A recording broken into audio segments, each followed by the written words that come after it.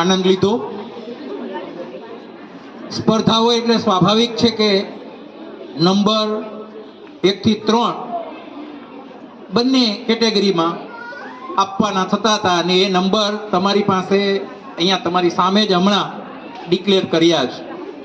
ભાગ લેનારાઓને અને વિજેતા થયેલાઓને હું ખૂબ ખૂબ અભિનંદન આપું, કારણ કે આમ તો નવરાત્રિના દિવસો છે એટલે રાત્રે તો રમતા જ હશો, પણ આ વધારાનું એક બોનસ અહીંયા કોલેજમાં તમને આ હરીફાઈની અંદર ભાગ લેવાનું થયું અને આપણે સૌએ આનંદથી આ ઉત્સવને ઉજવ્યો। ફરી વખત વિજેતાઓને અભિનંદન આપું અને નિર્ણાયક ત્રણેય બહેનો એમણે એની રીતે નિર્ણય આપ્યો। હું એ ટેબલ ઉપર બેઠો બેઠો નંબર લખતો હતો અને 100%